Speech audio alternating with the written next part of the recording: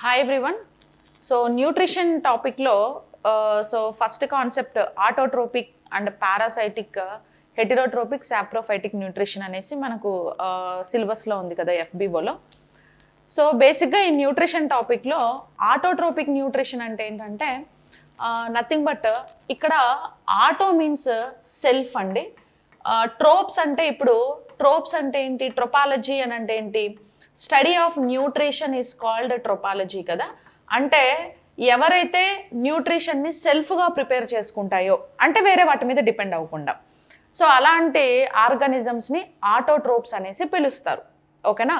So autotrophs అంటే ఏంటి అని అంటే, so they can prepare the food materials themselves only. వాటంతటికి అవే ఆహార పదార్థాలను తయారు చేసుకునే వాటిని మనం ఆటోట్రోప్స్ అనేసి పిలుస్తాము. ఆటోట్రోప్స్ అని వేటిని అంటారంటే మొక్కల్ని ఆటోట్రోప్స్ అని పిలుస్తారు. సో మొక్కలు కిరణజన్య సంయోగ క్రియ అనే పద్ధతి ద్వారా వాటంతటికి అవే ఆహార పదార్థాలను తయారు చేసుకుంటాయి. అందుకే మొక్కలని మనం ఏమంటామంటే ఆటోట్రోప్స్ అనేసి పిలుస్తారు.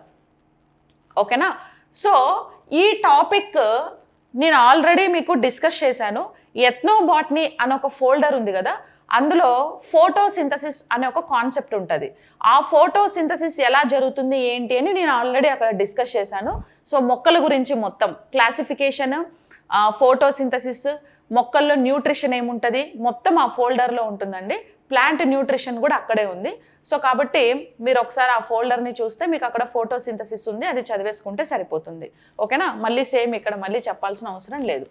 ఇంకా వాటర్ని ఎలా యూజ్ చేసుకుంటాయి, కార్బన్ డైఆక్సైడ్, ఇదంతా మొత్తం ఫుల్ డెప్త్ డీటెయిల్డ్గా మీకు ఆ వీడియోలో దొరుకుతుంది. సో ఆ వీడియో ఒకసారి వినండి.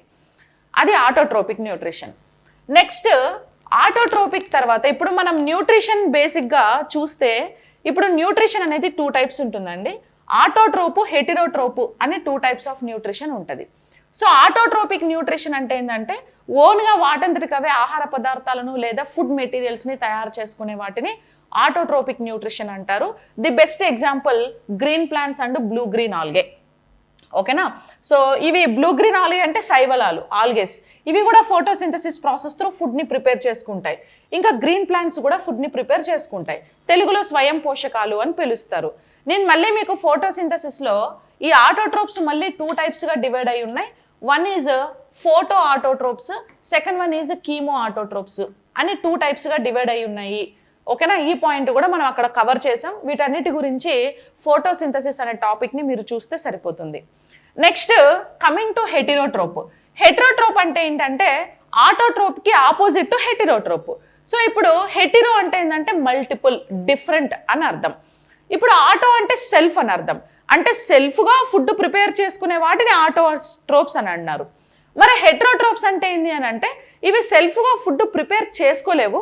ఫుడ్ కోసం డిఫరెంట్ టైప్ ఆఫ్ అనిమల్స్ పైన ఆధారపడి వాటి నుంచి ఫుడ్ని ఇవి గెయిన్ చేసుకుంటాయి, న్యూట్రిషన్ని గెయిన్ చేసుకుంటాయి. అలాంటి వాటిని హెటిరోట్రోప్ అని పిలుస్తారు.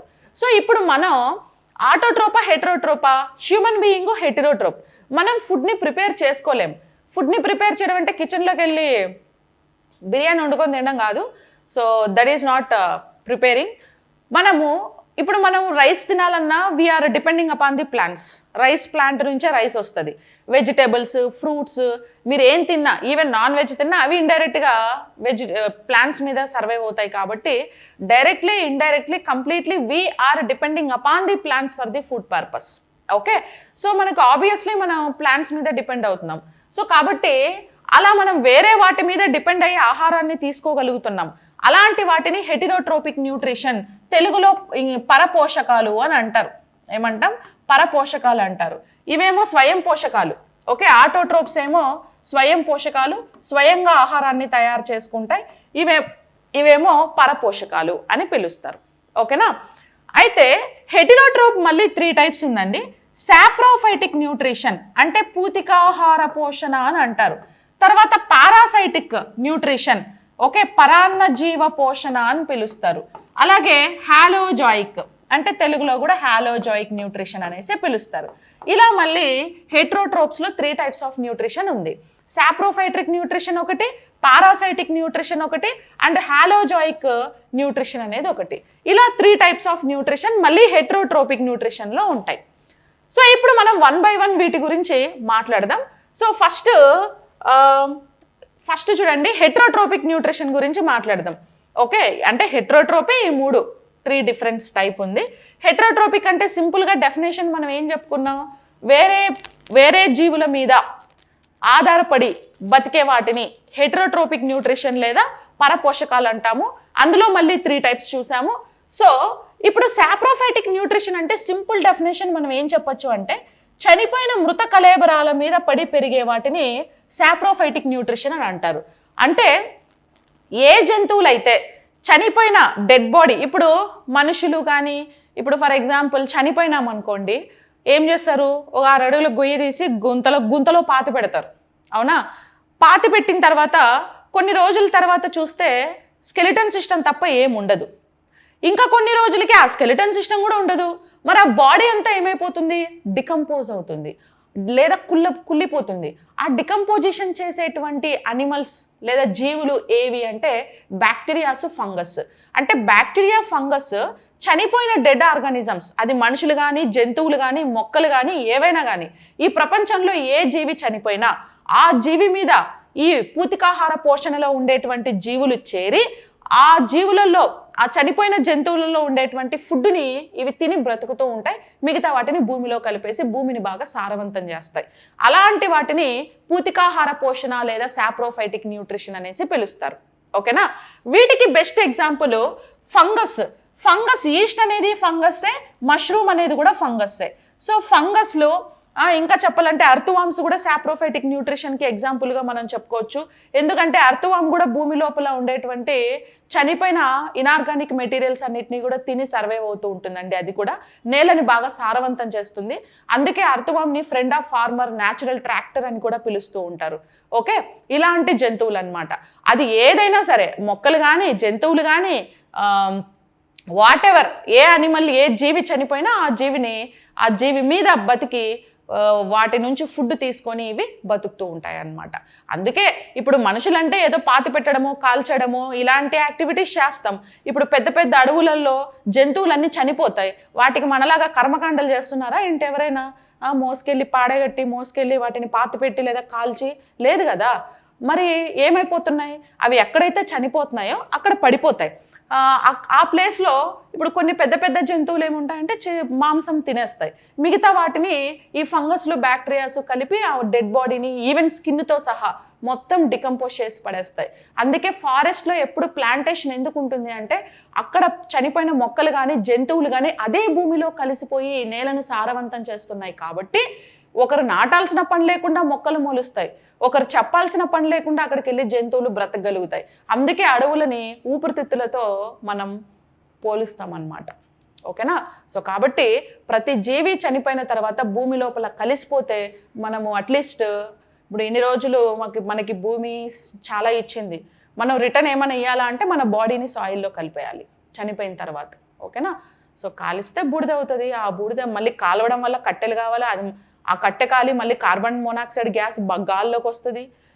ఇవన్నీ సాంప్రదాయాలు బట్టి మనం చేస్తాంలే కానీ బట్ భూమి లోపల కలిస్తే నేల బాగా సారవంతం అవుతుంది అనమాట. ఓకేనా. సో అట్లా ఫంగస్ని మనము సాప్రోఫైటిక్ న్యూట్రిషన్కి ఎగ్జాంపుల్గా చెప్పచ్చు. ఇంకా పారాసైటిక్ న్యూట్రిషన్ అంటే feeds on another living organism. ఈ పాయింట్ చాలా important. Feeds on another living organism అని అంటే ఒక జీవి ఇంకొక జీవి లోపల బతికి ఆ జీవి లోపల ఉండేటువంటి న్యూట్రిషన్ని ఇది షేర్ చేసుకొని ఇది మాత్రం లాభపడి దానికి నష్టాన్ని కలుగజేస్తుంది. అలాంటి వాటిని పారాసైటిక్ లేదా పరాన్న జీవ పోషణ అని అంటారు. ఎగ్జాంపుల్ టేప్ వాము, లీస్ అంటే ఇప్పుడు తలలో పేర్లు ఉన్నాయి. ఇప్పుడు మన తలలో పేర్లు ఉన్నాయండి. పేర్లు ఏం చేస్తాయి, మన తలలో తిరుగుతూ ఉంటాయి. అవి మనం వాటికి హోస్ట్, అవి మనకు గెస్ట్. అతిథి అతిథేయి అంటారు. మనం అతిథేయి, అదే అతిథి. సో ఇప్పుడు అది ఏం చేస్తుంది, మన తలలో నుంచి స్కిన్ లోపల నుంచి బ్లడ్ సక్ చేస్తుంది. బ్లడ్ సక్ చేసే వాటిని స్వాంగివోరస్ అని పిలుస్తారు కదా. బ్లడ్ సక్ చేస్తుంది. సో బ్లడ్ని సక్ చేసి హ్యాపీగా దానికి ఫుడ్ దొరుకుతుంది. అటు ఇటు తిరుగుతూ మనకు దురద ఇచ్చింగ్ పెట్టి చిరాకు దొబ్బిస్తూ ఉంటుంది. నిద్రపోయినప్పుడు ఎప్పుడు తిరుగుతాయి తెలుసా, మంచి నిద్రలో ఉన్నప్పుడు పేర్లు తిరుగుతూ ఉంటాయి. Okay, irritation. హెల్మెట్ పెట్టుకొని డ్రైవింగ్ చేసేటప్పుడు తిరుగుతూ ఉంటాయి. గోకుదామంటే పైన హెల్మెట్ ఉంటుంది. ఇలాంటి ప్రాబ్లమ్స్ నాకు వచ్చాయి. ఓకే, నాకు పేర్లు ఉన్నప్పుడు అప్పుడు ఉంటుండే, ఇప్పుడు లేవు. అప్పుడు ఎందుకు ఉంటుండే ఇప్పుడు ఎందుకు లేవు అంటే, అప్పుడంటే మంచిగా తలకి కొబ్బరి నూనె రోజు నూనె రాసుకొని మంచిగా జడేసుకొని రిబ్బన్లు కట్టి పైన వేసుకొని రోజు ఆయిల్ ఉండేది కాబట్టి వాటికి న్యూట్రిషన్. ఇంకా అప్పుడు షాంపూలు గట్రా అవేం లేవు, కూకుడుకాయ రసం మంచిగా న్యాచురల్ స్టఫ్ ఇచ్చేవాళ్ళం వాటికి. ఓకే, మంచిగా పెరిగేవన్నమాట అవి అప్పుడు. ఇప్పుడంటే ఇప్పుడంటే లేనిపోని స్టైల్కి పోయి ఇప్పుడు షాంపూలు వేస్తాం, కండిషనర్లు వేస్తాం, అవన్నీ కెమికల్స్ కదా. షాంపూలు, కండిషనర్లు, ఇంకా స్టైల్కి పోయి హెయిర్ లీవ్ చేసుకొని తిరగడాలు. ఓకే, దానికి పొల్యూషన్ అంతా చేరడాలు. సో వాటికి ఏంటంటే మంచిగా కంఫర్ట్ జోన్లో సర్వైవ్ అవ్వలేవన్నమాట. షాంపూ కండిషనర్ వల్ల కూడా బాగా ఎఫెక్ట్ అవుతాయి. ఓకేనా. సో ఇలాంటి హ్యాబిట్స్ వల్ల ఏమైనాయంటే అయిపోయినాయి పాపం, అవి కూడా అంతరించిపోయినాయి పేర్లు. ఇప్పుడు అది మనల్ని చంపేదు, కానీ మనకు నష్టం అంటే ఏంటంటే సమ్ ఇరిటేషన్ తెప్పిస్తుంది. ఇలాంటి న్యూట్రిషన్ని పారాసైటిక్ న్యూట్రిషన్ అంటారు. అలాగే ఇప్పుడు టేప్ వామ్స్ ఉన్నాయి చూడండి, నట్టలు, నులి పురుగులు అని అంటారు. తెల్లగా ఉంటాయి ఇవి చూడడానికి, వామ్స్ లెక్క. చిన్నపిల్లలకి ఇంటెస్టైన్లో పడుతూ ఉంటాయి. ఏం పెద్ద చంపేసేంత రోగాలు ఏం తెప్పియదు, కానీ పిల్లలకి ఇంటెస్టైన్లో చేరి ఇంటెస్టైన్ అంతా కూడా స్ప్రెడ్ అయిపోయి డైజెషన్ ప్రాబ్లమ్స్ని క్రియేట్ చేస్తాయి. స్టూల్స్ నుంచి బయటకు వస్తూ ఉంటాయి కదా. సో అలాంటివి అంటే ఇప్పుడు మన హ్యూమన్ బీయింగ్ మానవుడు బాడీ అనేది ఒక అతిథేయి, హోస్ట్. అందులో ఇవి సర్వైవ్ అవుతున్నాయి కదా, గెస్ట్లు సర్వైవ్ అయ్యి ఏం చేస్తాయి, ఇవి న్యూట్రిషన్ తీసుకొని షెల్టర్ తీసుకొని మంచిగా సర్వైవ్ అవుతాయి, మనకి డిసీజెస్ని లేకపోతే ఇలాంటి ప్రాబ్లమ్స్ని క్రియేట్ చేస్తూ ఉంటాయి.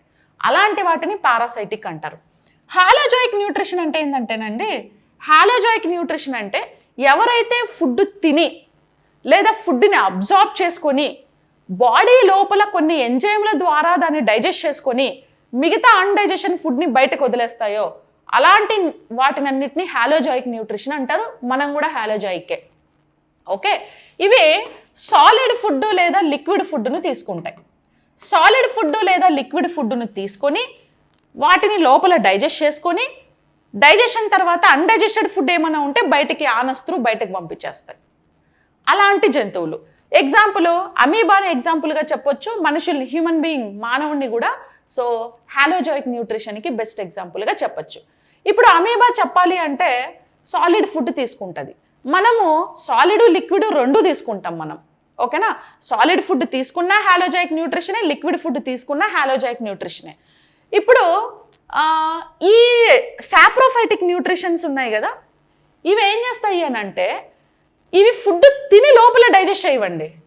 ఫంగస్లు ఎప్పుడు కూడా, అర్థమైనా, ఫంగస్ ఎప్పుడైనా సరే బయటకి ఫుడ్ మీదకి ఎంజైమ్లను రిలీజ్ చేసి బయటనే ఆ ఫుడ్ని డైజెస్ట్ చేసేసి డైజెషన్ అయిపోయిన దాన్ని ఇది అబ్జార్బ్ చేస్తుంది, మళ్ళీ అది డైజెస్ట్ చేసుకోబడలే లోపల. ఓకేనా, అందుకే ఇప్పుడు డెడ్ బాడీస్ ఎవరైనా చనిపోతే కొన్ని గంటల తర్వాత, అంటే ఫర్ ఎగ్జాంపుల్ 5 to 6 hours తర్వాత బాడీ లోపల నుంచి ఏమవుతుందంటే ఫ్లూయిడ్స్ కారుతాయి, ముక్కుల్లో, చెవులల్లో, నోట్లో, ఎక్కడ ఈవెన్ ఆనస్త్రు కూడా కారుతాయి. అంటే ఎక్కడ లైక్ హోల్స్ ఉంటే అక్కడల్లా బాడీ లోపల నుంచి ఫ్లూయిడ్స్ వస్తాయి. అందుకే చనిపోయిన వాళ్ళకి ముక్కుల్లో, చెవులలో కాటన్ పెడతారు.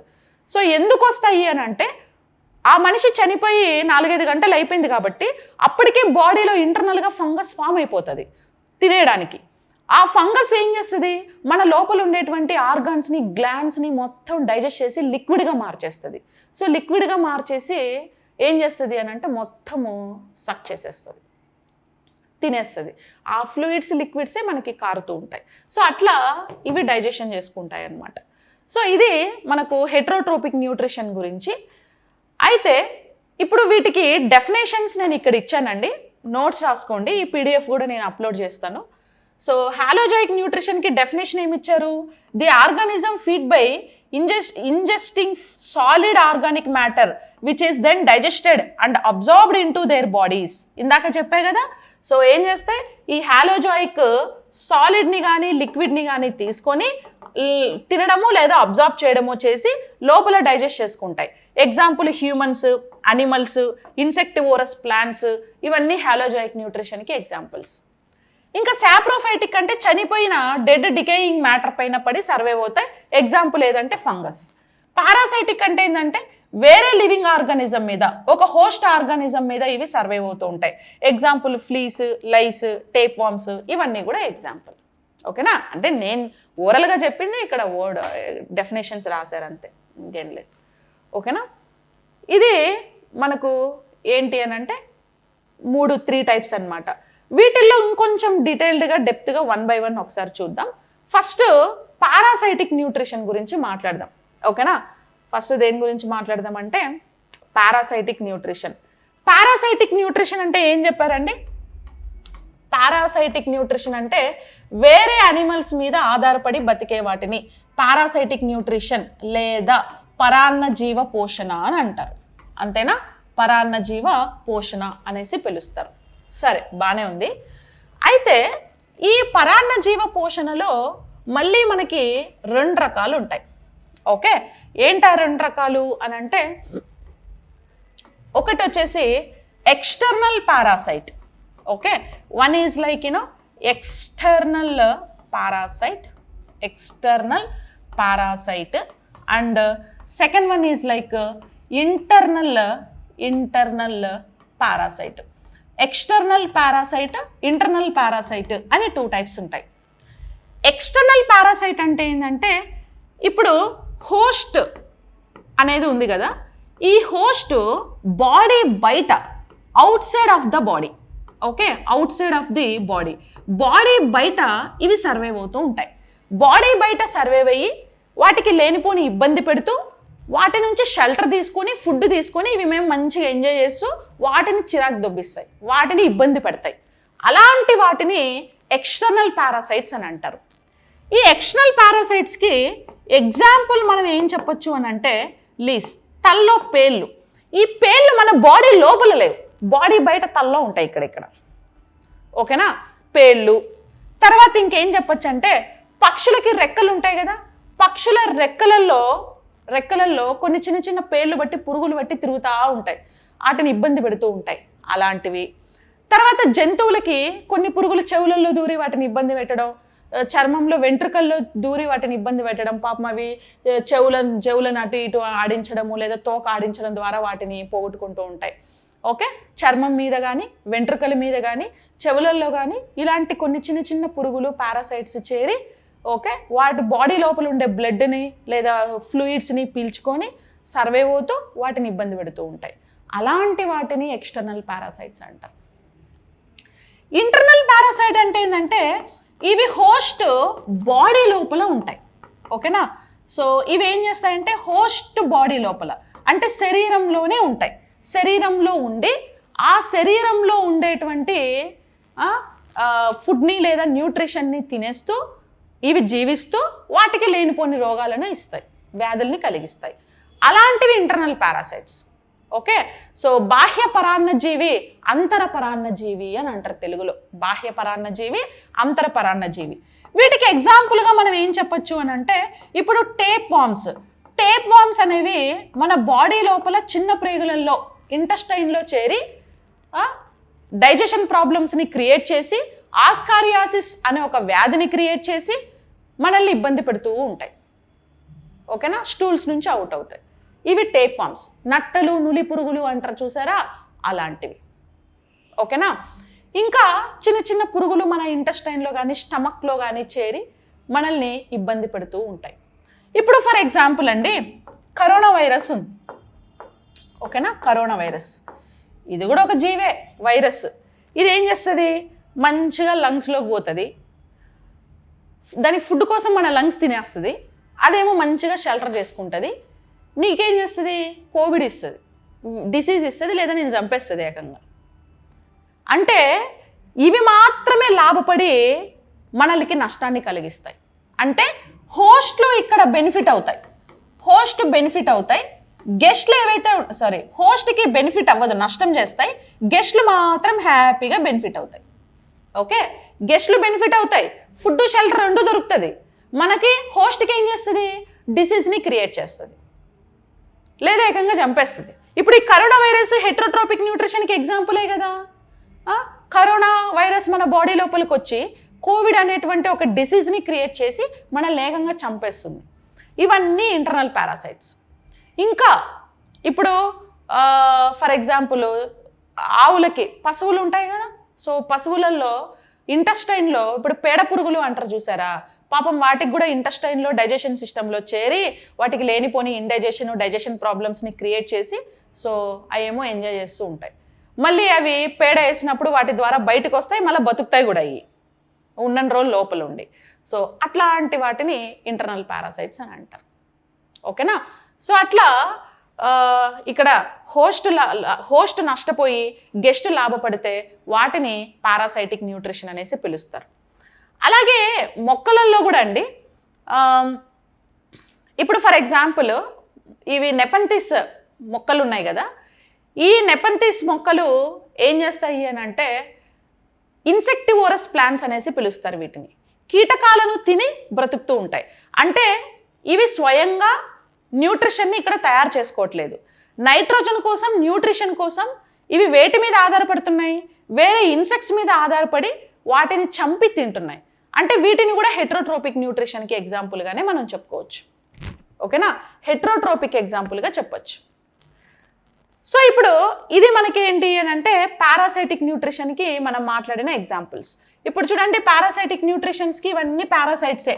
టిక్స్, లీస్, పేళ్ళు, ఫ్లీస్, ఓకేనా, tape worms, hook worms, whip worms, round worms, ఇవన్నీ కూడా పారాసైటిక్ న్యూట్రిషన్కి బెస్ట్ ఎగ్జాంపుల్గా మనం చెప్పచ్చు. అలాగే మొక్కలలో ఏమవుతుంది అంటే కస్కుటా అనేటువంటి ఒక ప్లాంట్ ఉంటుంది. ఓకే, కస్కుటా అని పిలుస్తారు. సో కస్కుటా లేదా దీన్ని బంగారు తీగ అని పిలుస్తారండి. మీకు 10th క్లాస్లో దీని మీద ఇంట్రొడక్షన్ ఉంటుంది డైజెషన్ సిస్టంలో. ఈ కస్కుటా ప్లాంట్ లేదా బంగారు తీగ అనేది ఈ ప్లాంట్కి క్లోరోఫిల్ పిగ్మెంట్ ఉండదు కాబట్టి ఇది ఫోటోసింథసిస్లో ఇన్వాల్వ్ కాలేదు, కాబట్టి ఫుడ్ ప్రిపేర్ చేసుకోలేదు. మరి దీనికి ఫుడ్ ఎట్లా అని అంటే ఇది ఏం చేస్తుంది అంటే ఇంకొక హోస్ట్ ప్లాంట్ని చూస్ చేసుకొని, వీటికి యాంకరింగ్ రూట్స్ ఉంటాయి. ఆ రూట్స్ ఇప్పుడు ఎప్పుడైతే ఇది వేరే హోస్ట్ ప్లాంట్ని చూస్ చేసుకొని ఆ ప్లాంట్ పైకి ఎగబాకుతుందో అప్పుడు ఆ రూట్స్ చనిపోతాయి. అప్పుడు ఆ స్టెమ్ అంతా కూడా వేరే హోస్ట్ ప్లాంట్ మీద మొత్తం పెరిగిపోతుంది. సో ఇప్పుడు చూడండి, ఇది కస్కుటా ప్లాంట్ ఇక్కడ ఇక్కడ ఇక్కడ మొలిచింది అనుకుందాం, ఇది వేరే హోస్ట్ ప్లాంట్ అనుకుందాం. ఓకేనా, మంచిగా ఉంది. ఇది ఏం చేస్తుంది అంటే ఇలా పెరుగుతూ పెరుగుతూ పోయి హోస్ట్ ప్లాంట్ని చుట్టుకుంటుంది. ఎప్పుడైతే హోస్ట్ ప్లాంట్ లోపలికి వెళ్ళిపోతుందో అప్పుడు ఈ రూట్స్, యాంకరింగ్ రూట్స్ అనేవి చనిపోతాయి అన్నమాట. ఇక మొత్తం ఈ ప్లాంట్ మీద మొత్తం స్ప్రెడ్ అయిపోయి ఈ ప్లాంట్లో ఉండే న్యూట్రిషన్ని, హోస్ట్లో ఉండే న్యూట్రిషన్ని మొత్తం అబ్జర్వ్ చేసేసుకుంటుంది. ఇక మొత్తం దాన్ని కప్పేసి దాన్ని లైట్కి ఎక్స్పోజ్ కాకుండా చేసి, వితౌట్ లైట్ ఫోటోసింథసిస్ కూడా జరగదు, ఫుడ్ ప్రిపేర్ కాదు. అంటే హోస్ట్ ప్లాంట్కి ప్రిపేర్ అయ్యేది తక్కువ ఫుడ్, మళ్ళీ అందులో ఇది షేరింగ్ ఒకటి, అంటే ఇది లాభపడి దానికి నష్టాన్ని కలిగిస్తుంది. సో దీన్ని కస్కుటా ప్లాంట్ అంటారు. ఓకేనా, స్టెమ్ పారాసైట్ అండి ఇది. సో ఇట్లా ఇప్పుడు ఇది హోస్ట్ ప్లాంట్, ఇక్కడ ఉండేది హోస్ట్, ఇది గెస్ట్. దీనికి హాస్టోరియాస్ అనేసి చిన్న చిన్న నీడిల్స్ లాంటివి ఉంటాయి. ఈ హాస్టోరియాస్ ఏం చేస్తాయంటే హోస్ట్ ప్లాంట్ లోపలికి పెనట్రేట్ అయ్యి హోస్ట్ ప్లాంట్లో ఉండే వాటర్ని, న్యూట్రిషన్ని మొత్తం అబ్జర్వ్ చేసేసుకొని హ్యాపీగా ఇవి సర్వైవ్ అవుతూ ఉంటాయి. దీనికి మాత్రం నష్టాన్ని కలిగిస్తాయి. ఈ రిలేషన్ని కూడా మనం ఏమంటారంటే పారాసైటిక్ న్యూట్రిషన్కి ఎగ్జాంపుల్గా చెప్పచ్చు. ఓకేనా, ఈవెన్ ఇన్సెక్టివోరస్ ప్లాంట్స్ ఉంటాయి కదా, కీటకాలను చంపి తినే మొక్కలు, ఇవి కూడా పారాసైటిక్ న్యూట్రిషన్కి ఎగ్జాంపుల్గానే మనం చెప్పుకోవచ్చు అనమాట. ఓకేనా, ఈ parasitic nutrition plants derive their nutrients from other living organism known as host. Okay, వీటి ఫుడ్ కోసం వేరే లివింగ్ ఆర్గానిజం మీద సర్వైవ్ అయ్యి వాటి నుంచి ఫుడ్ తీసుకొని తింటూ బతుకుతూ ఉంటాయి. వాటిని పారాసైటిక్ న్యూట్రిషన్ అనేసి పిలుస్తారు. ఓకే, ఎస్, అది పారాసైటిక్ న్యూట్రిషన్కి ఎగ్జాంపుల్గా మనం చెప్పుకోవచ్చు.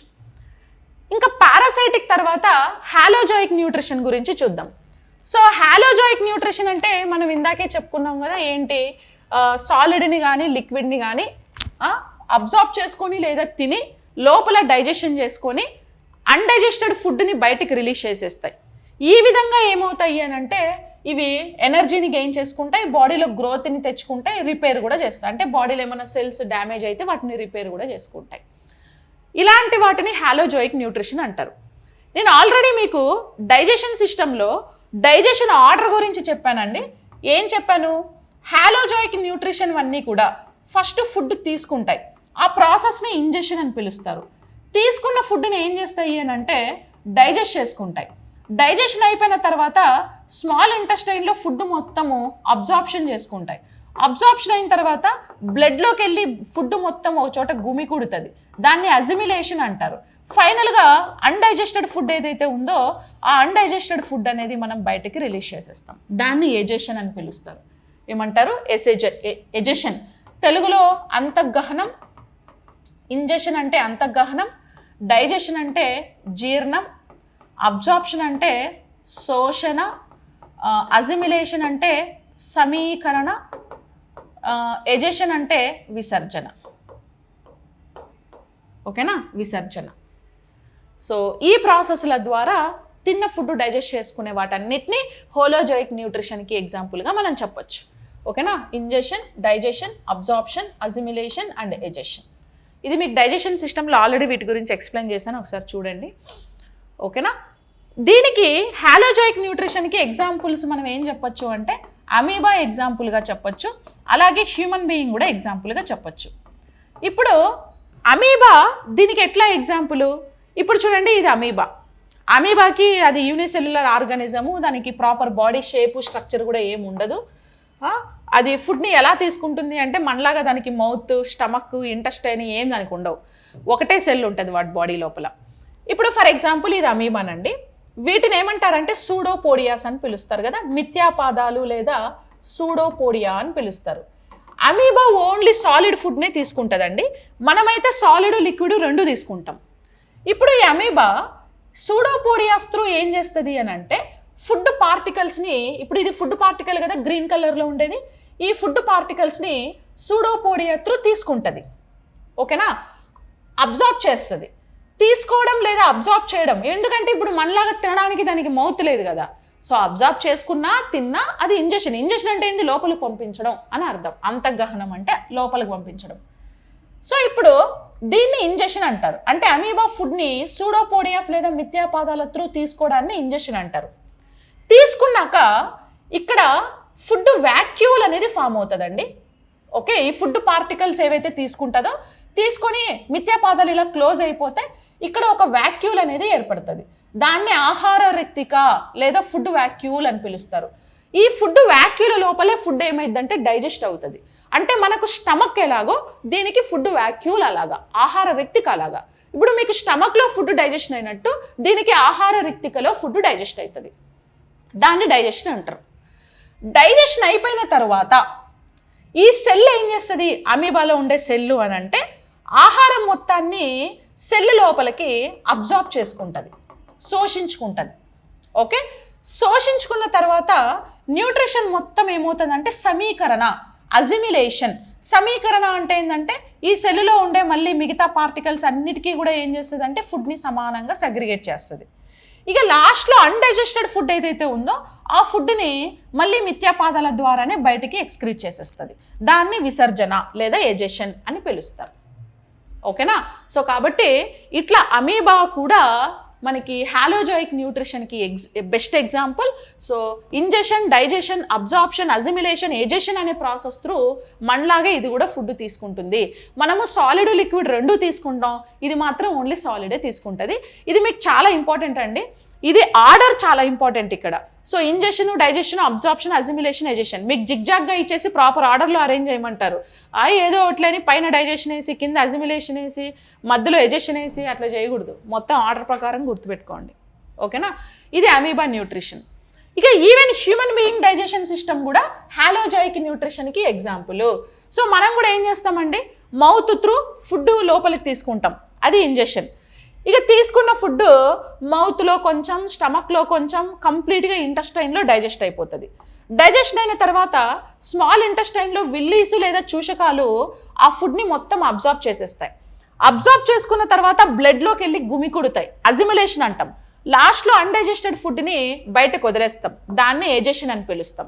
సేమ్ మనకు కూడా ఈ ప్రాసెస్ అంతా ఎలా జరుగుతుంది అని అంటే మీకు డైజెషన్ సిస్టమ్ అనే టాపిక్ ఆల్రెడీ ఉంది కదా, వీడియోస్, క్లాస్ వీడియోస్, ఆ వీడియోస్ అన్ని చూడండి, మీకు డైజెషన్ ఎలా జరుగుతుంది ఏంటని క్లారిటీ వస్తుంది. ఓకేనా? సో మనం కూడా హాలోజోయిక్. ఇక నెక్స్ట్ సాప్రోఫైటిక్ న్యూట్రిషన్ గురించి మాట్లాడదాం. సాప్రోఫైటిక్ న్యూట్రిషన్ అంటే ఇందాకే చెప్పాం కదా, చనిపోయిన మృత కళేబరాలను మీద ఆధారపడి వాటిని తిని బతికే వాటిని సాప్రోఫైటిక్ న్యూట్రిషన్కి ఎగ్జాంపుల్గా చెప్పచ్చు. ఇప్పుడు మష్రూమ్ అంటే నథింగ్ బట్ ఇది ఫంగై. ఈస్ట్ ఇది కూడా ఫంగయ్యే, ఇది కూడా ఫంగయ్యే. మీకు ఫంగస్ గురించి కూడా నేను డిస్కస్ చేశా. ప్లాంట్ కింగ్డమ్లో ప్లాంట్ క్లాసిఫికేషన్ అనే టాపిక్లో మీకు ఆల్గేస్ తర్వాత ఫంగస్ లైకెన్స్ గురించి మాట్లాడాను. ఆ వీడియో కూడా ఒకసారి చూడండి. ఓకే, సో ఫంగై, ఈ ఫంగై సమ్టైమ్స్ బ్యాక్టీరియా కూడా. ఓకే, సమ్టైమ్స్ బ్యాక్టీరియా కూడా, సమ్టైమ్సే బ్యాక్టీరియాలు కూడా చనిపోయిన డెడ్ బాడీస్ మీద పెరుగుతాయి అన్నమాట. కొన్ని బ్యాక్టీరియాలు మన బాడీలో హెటరోట్రోపిక్ న్యూట్రిషన్లో కూడా ఉంటాయి. ఓకేనా, అందుకే నేను మోస్ట్లీ ఫంగస్ అంటున్నాను. సో ఈ ఫంగస్లు ఏవైతే ఉన్నాయో ఈ ఫంగస్లు బ్యాక్టీరియాలు చనిపోయిన డెడ్ ఆర్గానిజమ్స్ మీద పడి పెరిగి సర్వైవ్ అవుతాయి. వాటిని సాప్రోఫైటిక్ న్యూట్రిషన్ అంటారు. ఈ సాప్రోఫైటిక్ న్యూట్రిషన్కి ఎగ్జాంపుల్ అయిన వాటిని నాన్ గ్రీన్ ప్లాంట్స్ అంటారు. Saprophytes are non green plants. ఓకేనా, నాన్ గ్రీన్ ప్లాంట్స్ అనమాట. అంటే అవి ఫుడ్ కోసం వేరే వాటి మీద పాపం ఏమి ఆధారపడట్లేదు, అంటే చనిపోయిన డెడ్ బాడీ మీద అవి సర్వైవ్ అవుతున్నాయి. అంటే బాడీ మీద ఆధారపడినట్టే కానీ ఆ బాడీకి ఏం నష్టాన్ని కలగజేయట్లేదు కదా, ఎందుకంటే అది ఆల్రెడీ చనిపోయింది కాబట్టి. ఓకేనా, అలాంటి వాటిని సాప్రోఫైటిక్ న్యూట్రిషన్ అంటారు. Fungi, plants, bacteria. కొన్ని ప్లాంట్స్ కూడా అండి మోనోట్రోపా, ఇక్కడ ఒక ప్లాంట్ ఉంది చూసారా, మోనోట్రోపా అనేటువంటి ఒక ప్లాంట్.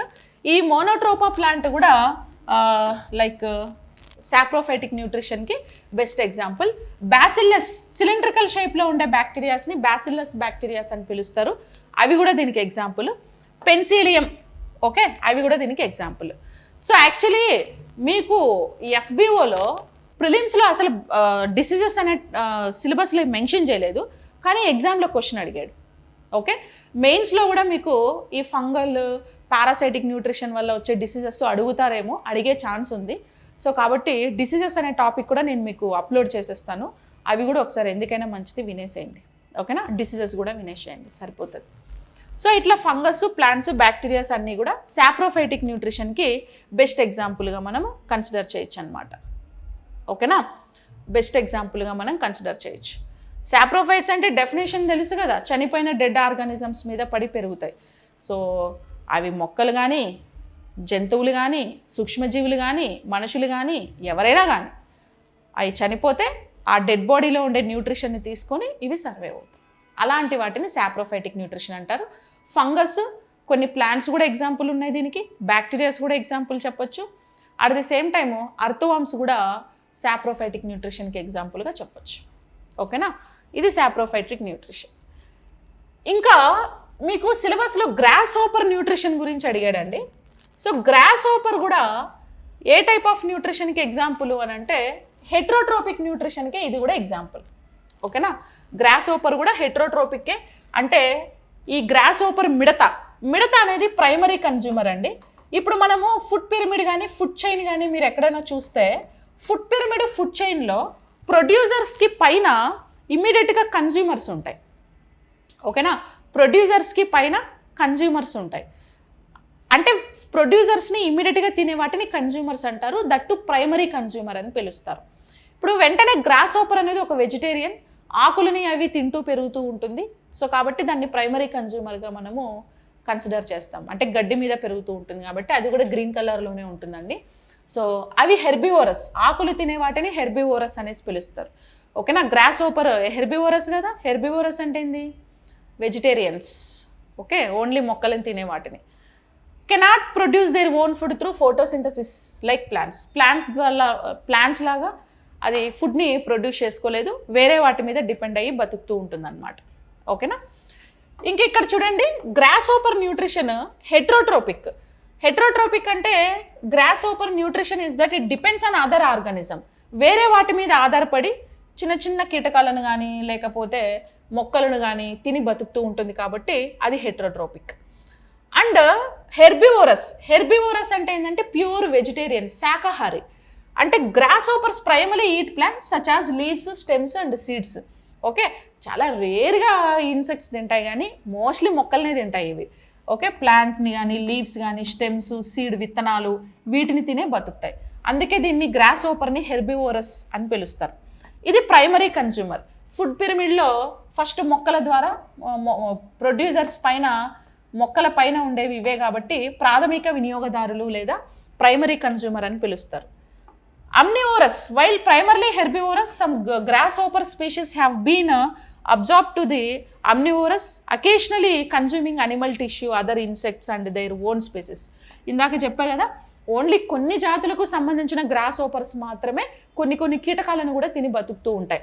మొక్కల్ని జంతువుల్ని రెండింటినీ తినే వాళ్ళని అమ్నివోరస్ అని పిలుస్తారు కదా, సర్వభక్షకులు అని అంటారు. సో ఇది కూడా సర్వభక్షకుడు అనమాట. ఇంకా హాలోజోయిక్ అంటే ఇది లిక్విడ్స్ని తీసుకుంటుంది, సాలిడ్ కూడా తీసుకుంటుందండి. సాలిడ్ తీసుకొని డైజెషన్, అబ్జార్ప్షన్, అసిమిలేషన్, ఎజెషన్ ప్రాసెస్ ద్వారా డైజెస్ట్ చేసుకుంటుంది. ఓకేనా. అట్ ది సేమ్ టైం అప్పుడప్పుడు లిక్విడ్ ఫుడ్, లిక్విడ్ అంటే మొక్కల్లో ఉండే హనీని, తేనెని పీల్చుకుంటూ ఉంటుంది అనమాట. ఓకేనా. సో అలాంటి ఫుడ్ కూడా ఇది తీసుకొని మంచిగా డైజెస్ట్ చేసుకొని సర్వైవ్ అవుతుంది. ఓకే, అది గ్రాస్ హోపర్ లేదా మిడతకి సంబంధించి మీకు ఎగ్జామ్లో సిలబస్లో దీని గురించి ఇచ్చారు కాబట్టి మాట్లాడాం. ఓకేనా. సో ఇది ఓవరాల్గా న్యూట్రిషన్. ఇక మీకు డైజెషన్ సిస్టంలో మొత్తం హ్యూమన్ డైజెషన్ గురించి కంప్లీట్గా మనం డీటెయిల్డ్గా ఎక్స్ప్లెయిన్ చేసాం. హెర్బివోరస్ అంటే వేటిని అంటారండి? ప్లాంట్స్ తిని బతికే వాటిని హెర్బివోరస్ అంటారు. కార్నివోరస్ అని వేటిని అంటారంటే మీట్, మాంసం తిని బతికే వాటిని కార్నివోరస్ అంటారు. అమ్నివోరస్ అని ఎవరిని అంటారు? ప్లాంట్స్ ప్లస్ అనిమల్స్ రెండింటినీ తినే వాటిని అమ్నివోరస్ అనేసి పిలుస్తారు. ఇంకా ఓన్లీ బ్లడ్ మాత్రమే సక్ చేసేవి దోమలు, మస్కిటోస్, స్వాంగివోరస్ అంటారు. బ్లడ్ మాత్రమే ఎవరు తీసుకుంటారు? దోమలు, మస్కిటోస్, తల్లో పేళ్ళు, లీచ్, జలగ ఇలాంటి వాటిని స్వాంగివోరస్ అనేసి పిలుస్తూ ఉంటారనమాట. ఓకేనా. సో ఇట్లా డిఫరెంట్ న్యూట్రిషన్ అనేది మనకు ఉంటుంది. Okay, so that's it. అది టాపిక్ గురించి క్వశ్చన్ వస్తుంది ఇందులో నుంచి. సో ఇంకేమైనా డౌట్స్ ఉంటే will discuss. Okay, thank you.